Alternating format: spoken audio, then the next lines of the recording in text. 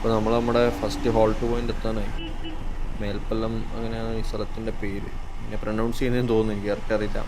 ഇപ്പം കൊടൈക്കനാലിൽ വന്ന എല്ലാവരും ഈ ഒരു സ്ഥലത്ത് നിർത്തി ചായ കുടിക്കാണ്ട് പോയിട്ടുണ്ടാവില്ല എന്നാണ് എനിക്ക് തോന്നുന്നത്. ആ ഒരു വ്യൂ കാണുമ്പോൾ നിങ്ങൾക്കറിയാം, സ്ഥലം കാണുമ്പോൾ.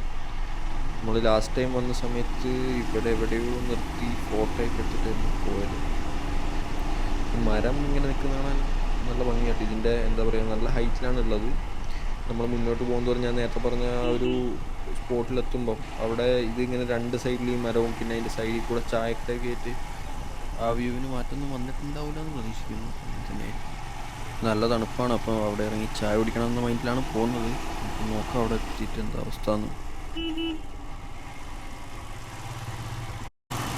ഇതാണപ്പം ഞാൻ പറഞ്ഞ വ്യൂ.